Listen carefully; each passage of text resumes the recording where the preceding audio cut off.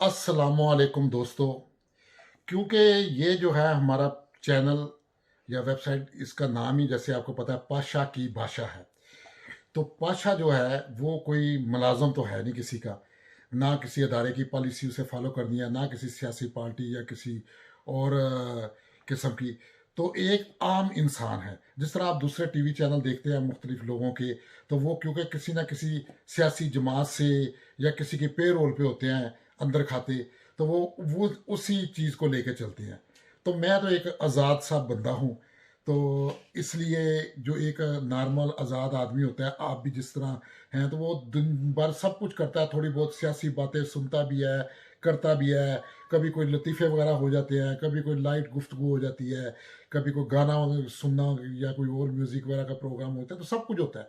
तो इसी तरह मेरी कोशिश ये होगी अब से कि इस चैनल द्वारा हमारे जो फ्रेंड हैं, फ्रेंड ग्रुप है, जो जो भी दोस्त देखते हैं हमें, तो वो सब कुछ एंजॉय करें जो कुछ मैं अपनी ज़िंदगी में करता हूँ। और मेरी कोशिश भी होती है कि वो सब कुछ बगैर, वो कहते हैं, मुनाफ़कत के आपके सामने पेश करूँ, सॉरी।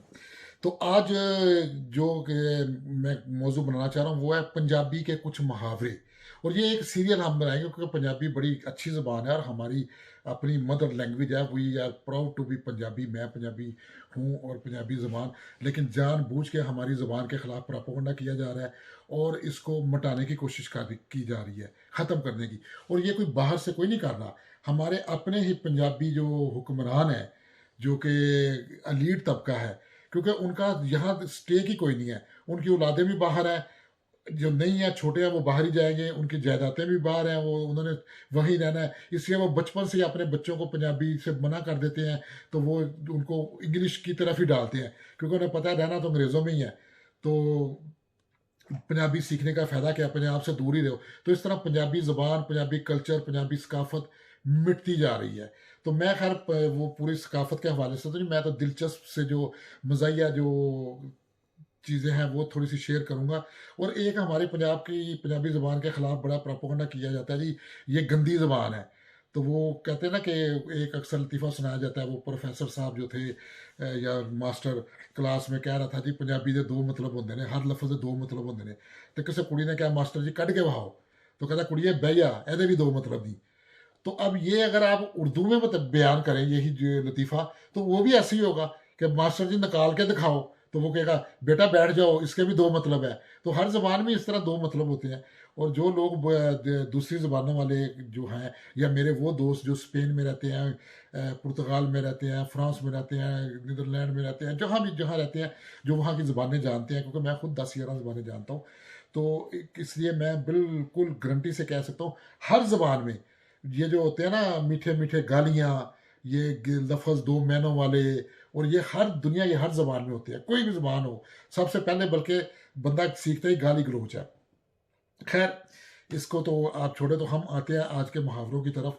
क्योंकि अभी मैंने ये बताया थोड़ा तो लंबा हो गया, तो आज हम 2-3 मुहावरे कवर करेंगे। तो सबसे पहले लेते हैं जी कि ज़ात दी कोड़ किली ते शतीरा नू जफ्फे।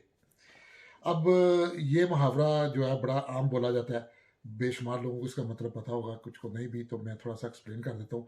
आपने कभी देखा होगा, घर के जो पुराने घर होते हैं, उसके घर के सेंटर के अंदर एक बड़ा लकड़ी का वो शतीर होता है। उसके बाद वो बाले होते हैं लकड़ी के, बाले के ऊपर वो फिर उन्होंने कवरिंग करके तो ऊपर मिट्टी या ईंटें वगैरह लगाई होती हैं।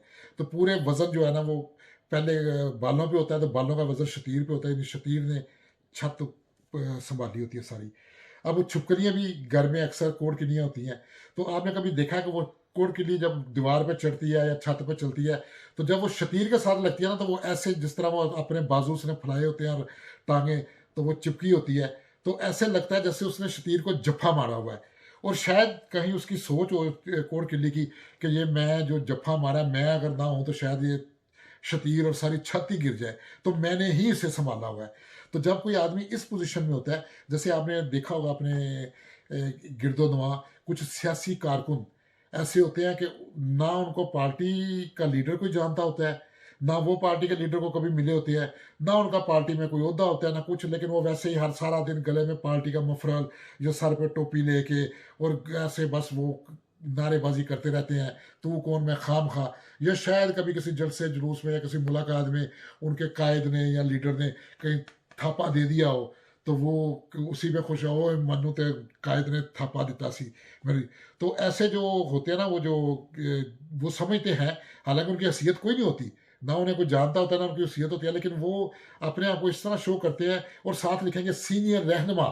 ये सीनियर लफ्ज़ वो ज़रूर लिखते हैं, सीनियर रहनुमा, ये अपना बुनियादी रहनुमा, मरकज़ी रहनुमा, इस तरह के फ़िक्रे भी साथ लिखेंगे। तो वो समझते हैं कि बस उन्हीं से पार्टी चल रही है और वही पार्टी को थामे हुए हैं, तो वही सब कुछ है, वो ना हो तो पार्टी गिर जाए। तो ऐसे लोगों को, जब ऐसे लोगों को देखते हैं तो उन्हें कहते हैं कि ज़ात दी कोड के लिए तो शतीरा नू जफे।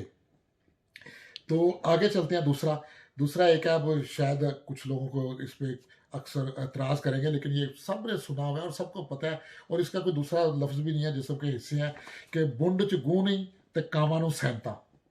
अब ये क्या है जी इसमें? और अब मैंने ये कल वैसे मजाक में हम बात कर रहे थे इस प्रोग्राम की, कुछ दोस्तों से बात हुई तो कहा, नहीं नहीं नहीं नहीं नहीं, ये लफ्ज़ यूज़ ना करना ये। तो मैंने कहा यार मैं क्या लफ्ज़ यूज़ करूँ, जब मुझे बताए, आपको ये लफ्ज़ का मतलब नहीं पता? हाँ हाँ, तो यही लफ्ज़ है। तो मैं कहा इसका क्या क्या नहीं, तो पीठ कह दिया। तो भाई पीठ पीठ तो पीठ होती है कि पीठ पे सामान उठा लिया, पीठ पे कोड़े लगे, पीठ। और फिर जब मुहावरा है ही, पीठ है ही नहीं मुहावरे में, तो मैं ज़बरदस्ती पीठ डाल दूँ? फिर जैसे वो नॉर्मल पता है मुझे, तो कम से कम उसका कोई बड़े होके बेशुमार लफ्ज़ आ गए, लेकिन वो बचपन में तो मुझे जैसे नाक बह रही है, कहते हैं तेरा नक बह रही, वो मुंह साफ करो, दंद साफ करो, कन चो मैल कर लै, और मुंड धो लै। तो ये लफ्ज़ मैंने तो यही सुना अपने घर में भी, और लोगों को भी, रिश्तेदारों को भी, कि बच्चा भी जब करता है, ये ऐसी तरह बुन तो ही।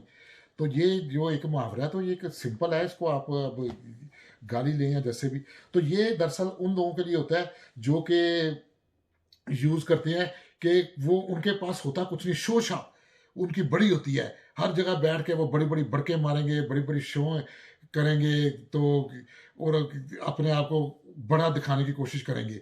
तो कां जो होता है ना, कां वो दरअसल ना वो छोटे परिंदों में वो एक माफिया है। कां के वो आता है, तो वो जहाँ वो आप अगर दाना फेंके चिड़ियों कबूतरों के लिए, तो कां आएगा तो कां खा लेगा। फिर कां को जो है ना, सियाना भी बेशुमार है कां। तो वो आप उसकी तरफ ज़रा सा इशारा करें वो उड़ जाएगा।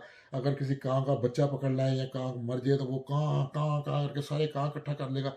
यूनिटी होती है, यानी कि मजबूत ताकतवर है कां का जो ग्रोह है, माफिया परिंदा।